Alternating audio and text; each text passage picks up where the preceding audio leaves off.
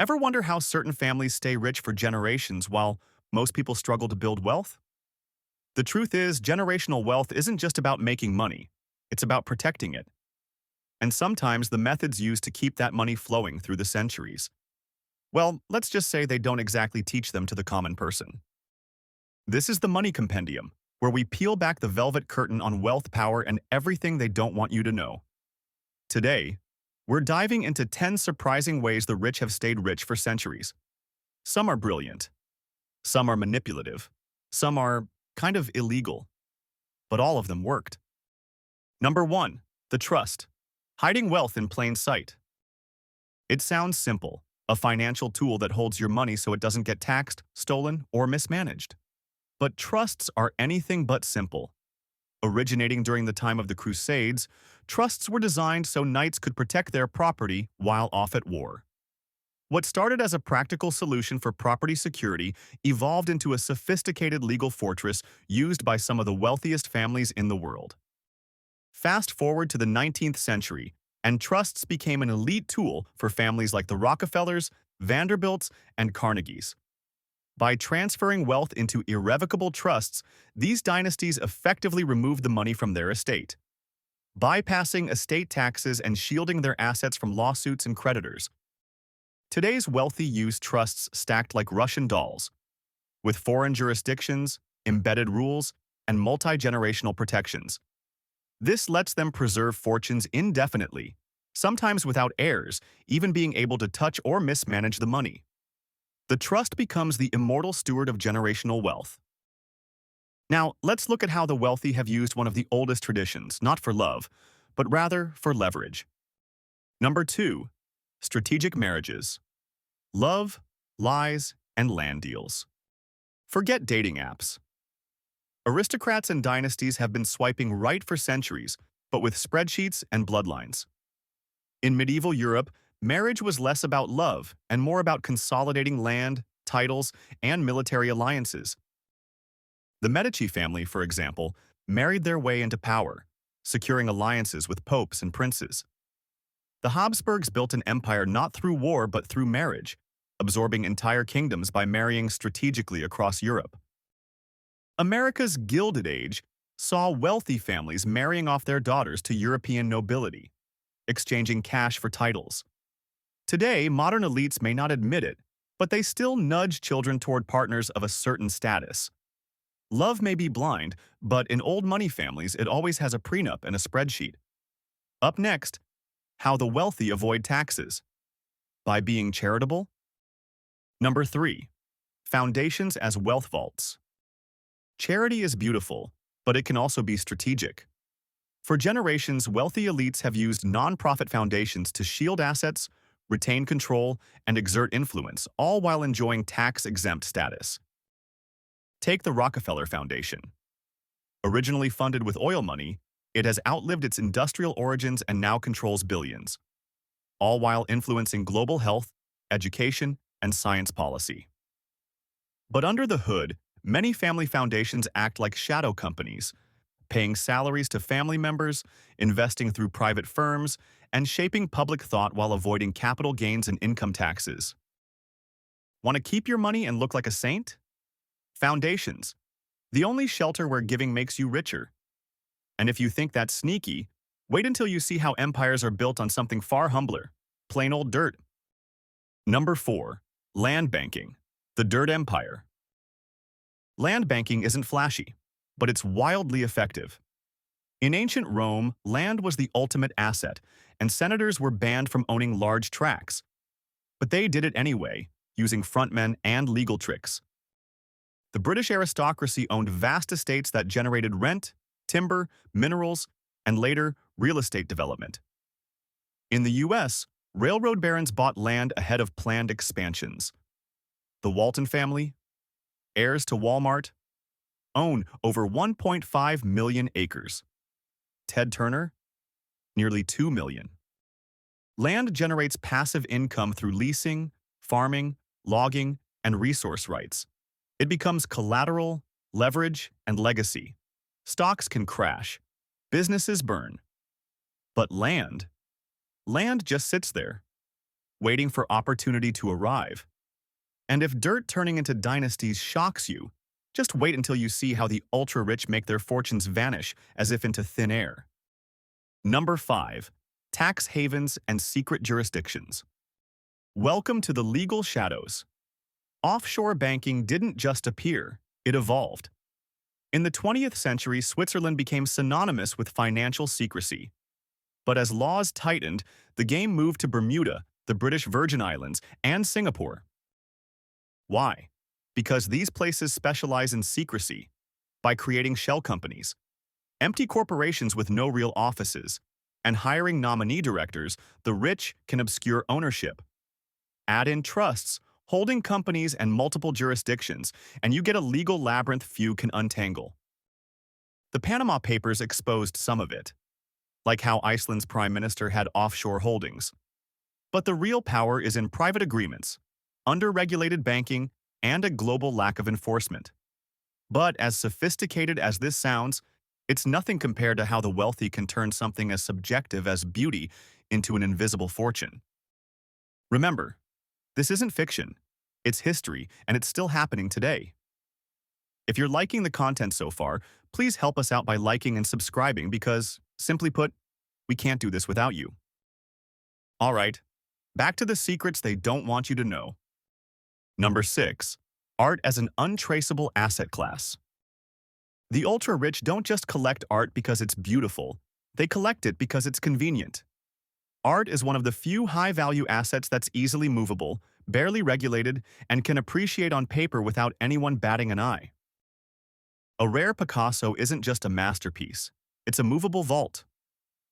Stored in free ports like Geneva or Singapore, the art isn't technically imported and therefore isn't taxed. It can be sold quietly, passed through shell companies, and used as collateral. Since art values are based on perception, you just need one expert or auction house to validate a price. Suddenly, your $100,000 painting is worth $5 million. Though this does open the door for some very shady business, we'll leave that alone for now. But priceless canvases can't compete with the raw influence of reshaping laws themselves.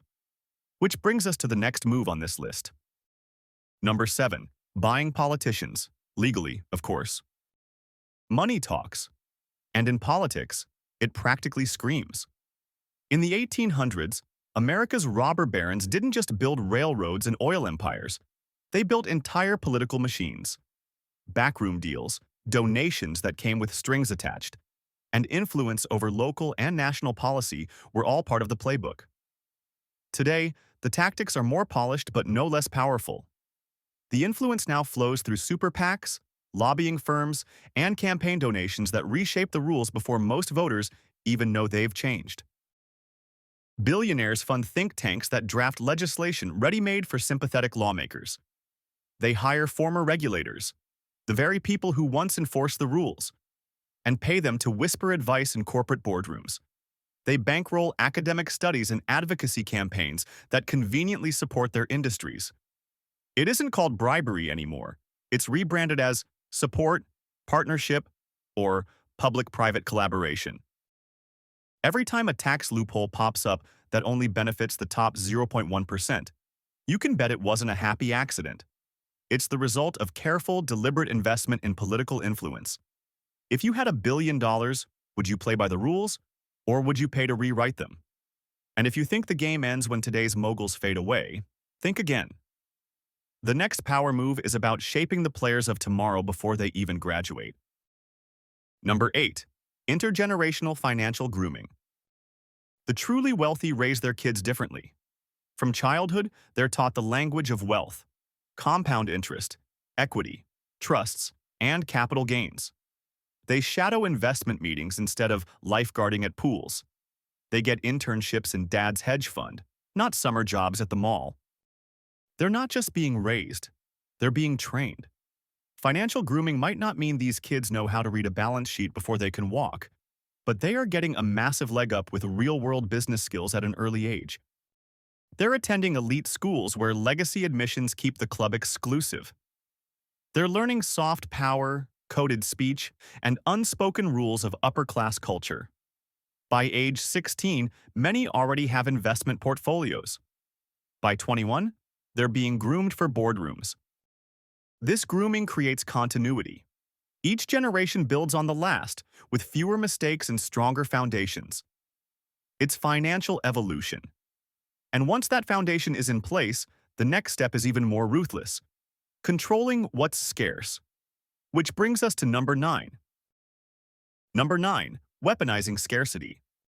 What's rare is powerful, and the rich have always known that. In medieval times, monarchs and noble families controlled monopolies over salt, grain, and precious metals. Scarcity meant control, and control meant wealth. During the Industrial Revolution, families who owned the steel mills and railways weren't just rich, they were indispensable. Oil barons controlled the fuel of civilization. If you needed to build, move, or heat something, you paid them.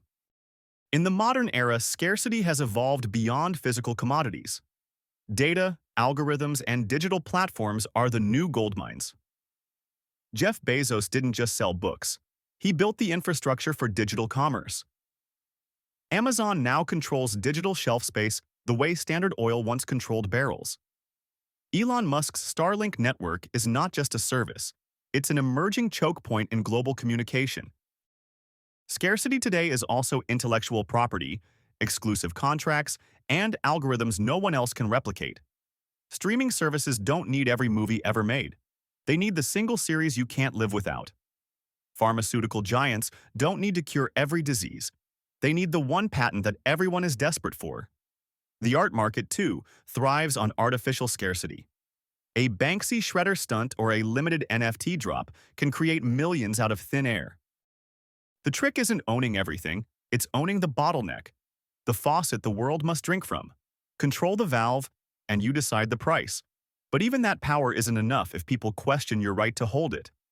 Which is why the ultra-rich master the final move: rewriting the narrative. Number 10.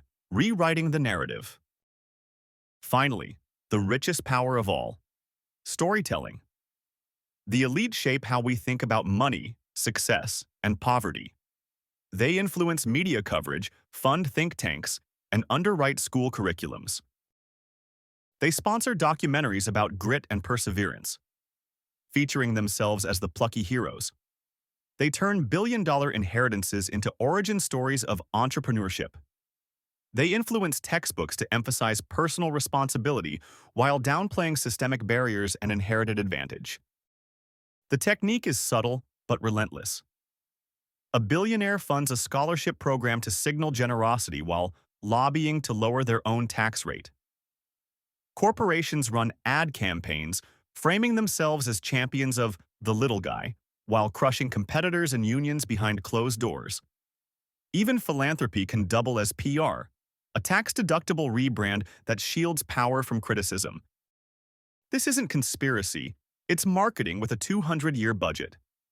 If the story of wealth is hard work pays off, we stop asking about the inheritance, the trust fund, or the tax loophole that made it possible. If poverty is framed as personal failure, we stop questioning the rigged ladder itself. The rich rewrite the narrative to protect the structure. And in a world built on perception, narrative isn't just a tool, it's the fortress wall. And if you think you're immune to that storytelling, wait until you see how it's shaping tomorrow's financial myths. But that's a story for another video. So what have we uncovered? Trusts that shield fortunes, marriages that merge empires, art that launders wealth, and systems so old and deep they've become untouchable. Generational wealth isn't built on luck. It's built on structure, secrecy, and centuries of ruthless brilliance, and maybe a little corruption. It can seem unfair, but it's not unattainable. Because once you understand the mechanics, you can begin to spot the plays. You might not have a dynasty, but you can start making, or at least planning, the moves to build one. This has been the Money Compendium. Thank you for watching, and please, if you liked the video, subscribe to join the curious, the strategic, and the legacy-minded. And until next time, remember, think in decades, act in systems, and build a legacy that lasts for generations.